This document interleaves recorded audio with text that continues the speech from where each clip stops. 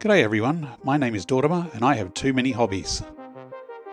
Since the last video, Update 8 has been released and is available to all on the Early Access branch. The actors' strike is over and we're already a chunk into the new year.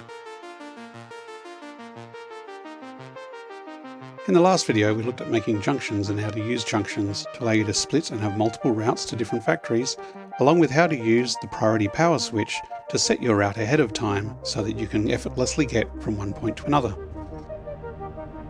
In today's video, we're going to take a look at Hypertube Accelerators and how to use them as launchers for speedy travel through a Hypertube network, or as cannons to shoot yourself freely across the map.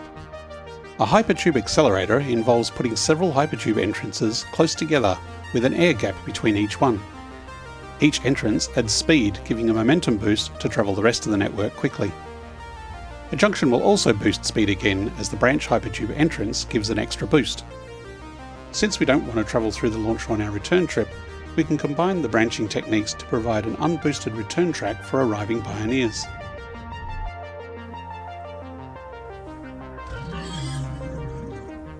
Once again, we're going to be using the Blueprint Designer, this time to make ourselves a reusable Hypertube Accelerator. We're going to build our accelerator starting from the back of the Blueprint Designer, facing the front of the Blueprint Designer. This way, when we go to place our blueprint, we'll have a guide arrow to show us which direction the accelerator is facing. To start building our accelerator, we'll first start with a Hypertube support that is placed 4 meters from the center. So back 1, 2, 3, 4. Then getting our tube, we extend this and just build an entrance every 1 meter.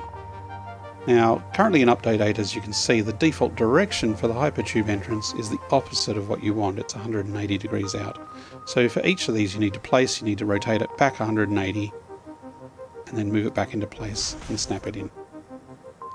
So rotate it, back, snap it in place.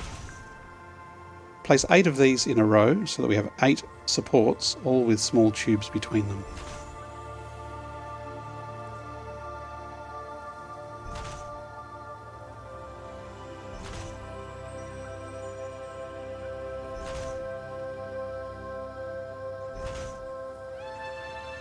So it's just 8 across like that. Our next step is we delete every second Hypertube support.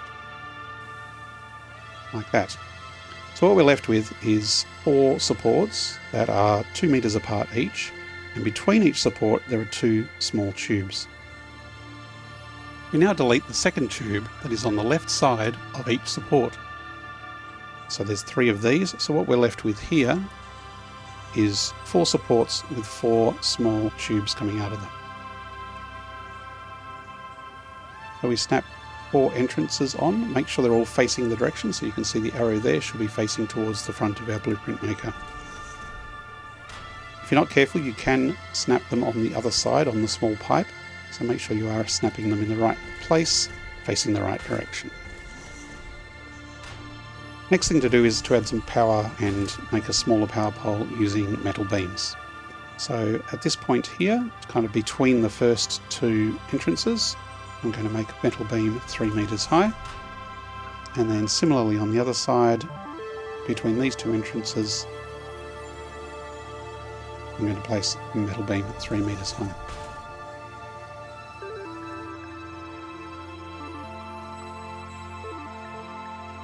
Now from the other side, we just get our power line and we connect from our first entrance, and it will automatically create a wall outlet at the top of the pole. Use our power line and connect from the entrance to the wall outlet. For our other 2, we drag our wire out, create a wall outlet at the top of the pole.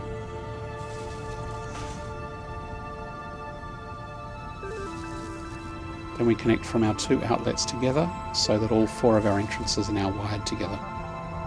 You could use a wall outlet Mark II here, because sometimes you will need to connect multiple connections to it beyond what we've got here. But for a straight accelerator where you have multiple accelerators chained together, the standard wall outlet is sufficient.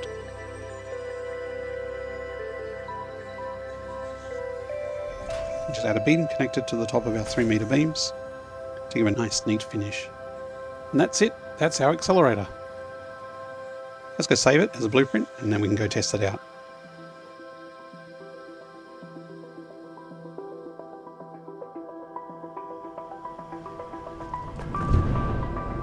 To test the effectiveness of our Hypertube accelerator, I built a test Hypertube route that loops around and back to the start.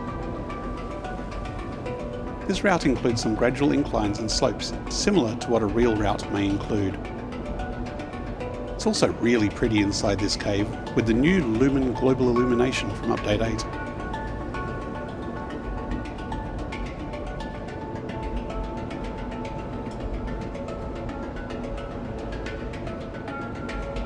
As you can see, with only a single Hypertube entrance, this route takes a little over half a minute to complete.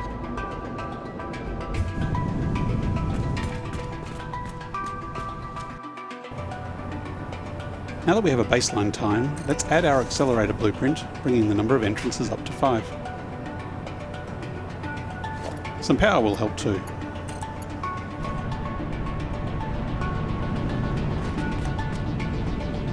Let's try it out.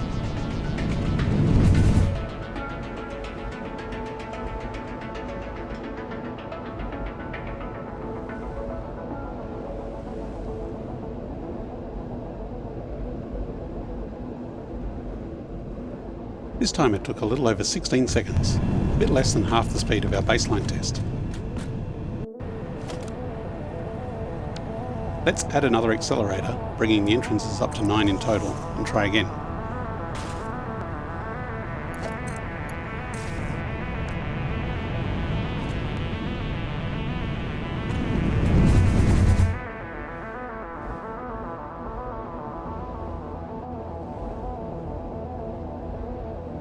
With 9 entrances, it took just under 10 seconds to complete.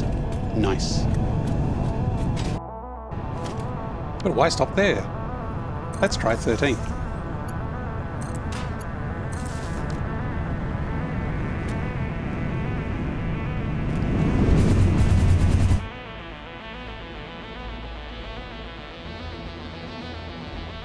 .3 seconds, still faster, but the time saved is diminishing. How about 17?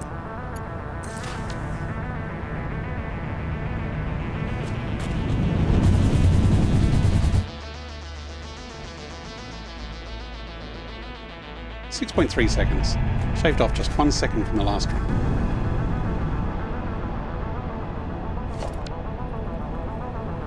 Let's try 21.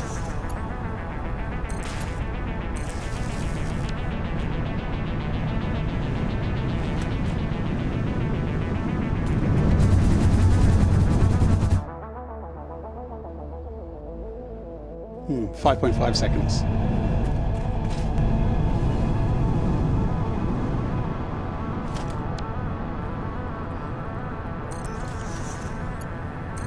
How about 25?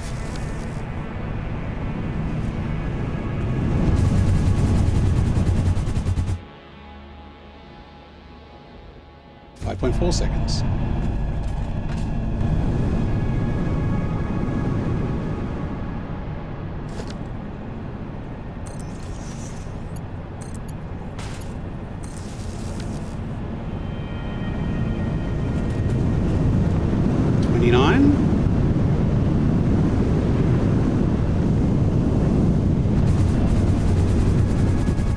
That's 2.5 seconds just going through the 29 entrances. And another 2.5 seconds to go through the whole circuit. 29 entrances is obviously overkill for this length of route, with somewhere between 10 and 20 entrances being optimal. For longer routes though, more acceleration will help you cover the distance faster at the cost of more power draw. For this next test, I'm comparing the effect of Framerate on a Hypertube accelerator. On the left, I have all graphics settings set to a minimum quality, while on the right, I have everything cranked up to Ultra. This test is over the same course using a 5-entrance Hypertube accelerator. As you can see, we get very similar times around the 16-second mark, which is comparable to our earlier test. Let's run the test again with 9 entrances. On the potato settings, I'm getting around 150 frames per second, while on Ultra, I'm getting around 30 frames a second. Once again, the results are comparable, measuring about 9.5 seconds for each one. Now 13 entrances. Before the change in physics engine in Update 8, Hypertube accelerators were known to behave differently based on frame rate. It looks like the new Hypertube physics are now more consistent.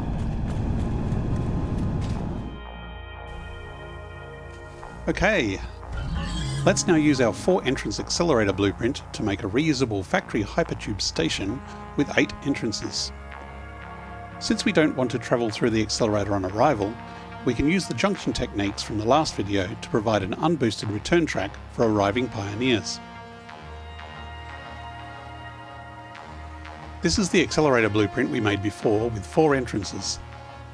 So let's place it here with the beams we used for power poles on the centre line. Make sure the white arrow of the blueprint is facing towards the front of the blueprint so that our finished station will also face that direction. Now we place a second one on the other side, making an 8-entrance accelerator. Next, we add in the unboosted return path. Start by placing a Hypertube support in line with our accelerator exit point and 2 meters from the center. Then we add in the Hypertube, lining the other end up with our accelerator entrance. Now we add a Hypertube entrance on our return path. The last thing we need is our outgoing Hypertube, so we place another support over here on the center line on the 4 meter mark. This needs an outgoing Hypertube entrance. Once we shoot out of our accelerator, this will be our Hypertube, which will then lead off across the countryside to our other factories. We need to connect up power, so first of all, on this side I'll remove the beam connector and then extend a wire from the wall point to add another wall point on this side. Then from this wall point we can connect power to the 2 extra Hypertube entrances, one for the return path and one for the outgoing path. Once connected, we add the beam connector back to the top. One thing we mustn't forget though, back over this side we need to connect the power of our 2 launcher blueprints together. All 8 of our launchers now have power, as do our exit path and return path. Let's save this in the blueprint maker now. So now we have a simple reusable Hypertube station with an accelerator for quick launches and a return path. We can put this at any factory or other point of interest along our Hypertube network. You could make this even longer. You could use 12 or more entrances for the accelerator for a faster launch. This is just an example of how you can combine the techniques using junctions from the last video with accelerators for fast launch and a non-boosted return path.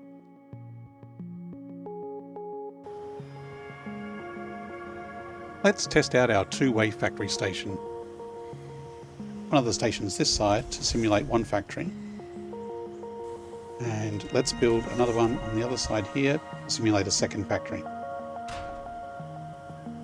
We now have factory A and factory B. Connect up power to factory A. And over this other side, connect power to factory B. So for each factory, we have an outgoing accelerated launcher and an incoming return path without any extra acceleration.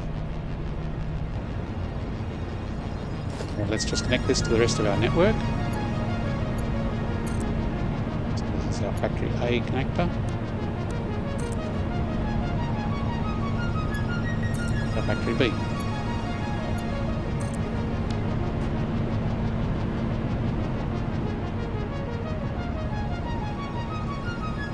Let's just throw up some signage so we know which is which. Okay, so say we're at factory A and we want to go to factory B, just hop in our launcher at factory A.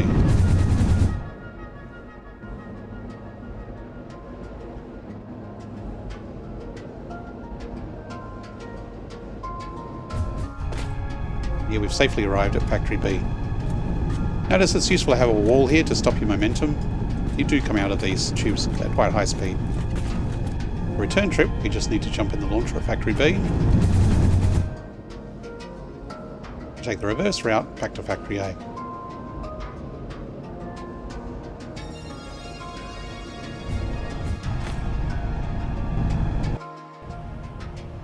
So with this simple design of a factory Hypertube station, we have a separate entrance for the launcher and a separate exit for arrivals coming into the factory. If you want, you can combine these two using a junction so that you have a single Hypertube point for entrance and exit. So to do this, we build a Hypertube support about 4 meters out from our station entrance and exit.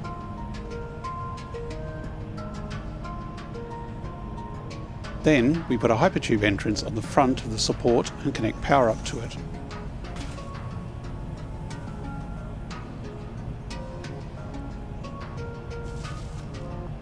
And now we can run a tube from here and have a single entrance anywhere we want. So let's go behind this other wall here and put a Hypertube wall hole here. Run a tube between our junction entrance and the wall hole. And because we want to go out this exit as well, we also need a Hypertube entrance on this as well, and run it to power.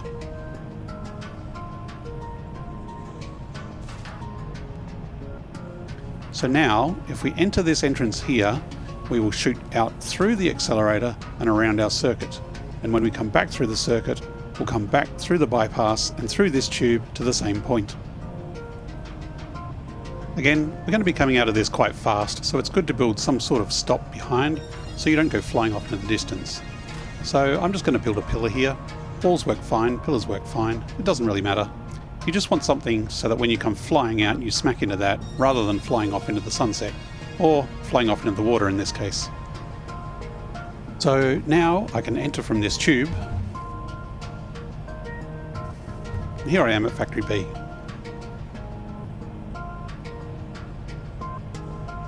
Then, when I come back from Factory B,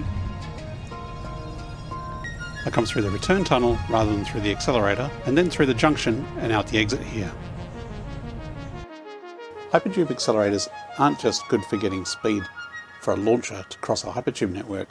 They can also be used to make a Hypertube cannon, which is an alternate way of crossing vast distances quite quickly. The design of a cannon is pretty simple. First you start with a Hypertube accelerator.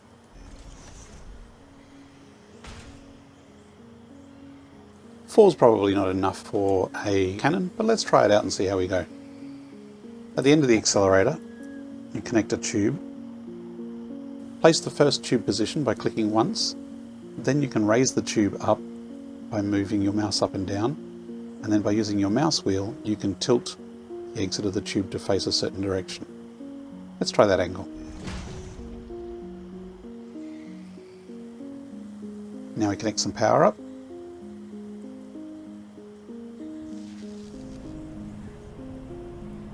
Let's try it out.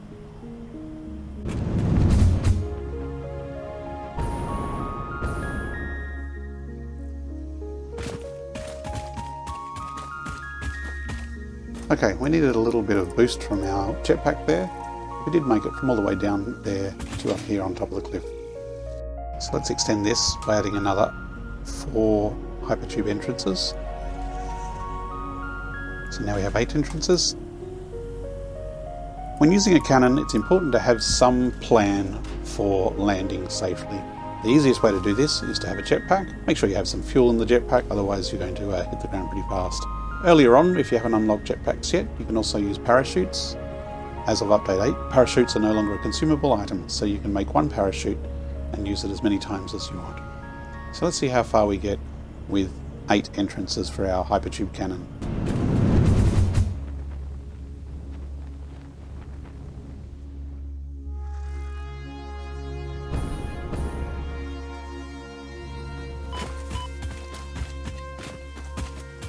Made it a bit further this time, still needed a bit of boost from our jetpack.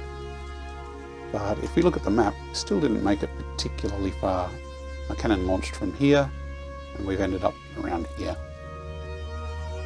So let's extend this again to 12, which is probably a reasonable amount for a cannon.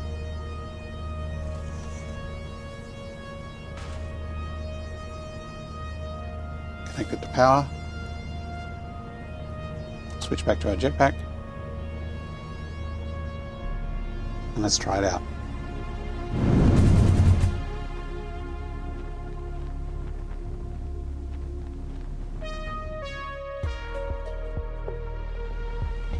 I'm not going to make it too much further. But with the jetpack, we can just tap lightly to keep our momentum going and fly considerably further than if we were just relying on the momentum alone.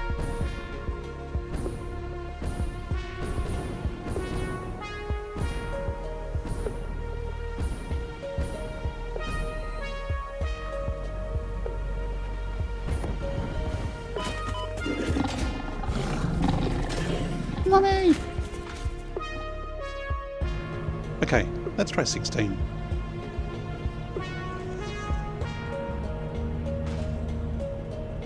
Actually, you know what? Let's just jump straight to 20. A Hypertube Accelerator's speed is affected by the speed at which you enter the first entrance. Vámonos! As long as you consistently enter at the same speed, a Hypertube cannon should deliver you to the same spot every single time, unless you use a jetpack or parachute or maneuver in the air. But if you don't touch your movement controls at all, you should be able to arrive at the same destination. This means that with a little planning, you can set up a landing spot in advance.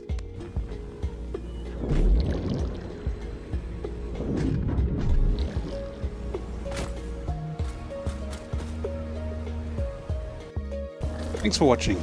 This video took a lot longer to release than I'd planned, thanks to a combination of waiting hopefully for Update 8 bug fixes, Christmas, spending way too much time on what ended up being a 9 seconds of intro, plus a certain other project that's been cobbling up a lot of my free time lately. This video is the last in my planned series on Hypertube networks. Was there anything I left out or that you'd like more information on? What would you like to see me cover in future Satisfactory videos? Would you like to see me continue with Hypertube networks? Perhaps look at designing and building a complete Hypertube network for an existing save game? Or would you like to see how to do circles and curves? Or maybe how to build compact factory blueprints? Let me know your feedback and ideas in the comments below, on Reddit or on Discord. Thanks again, and I hope to see you in the next video.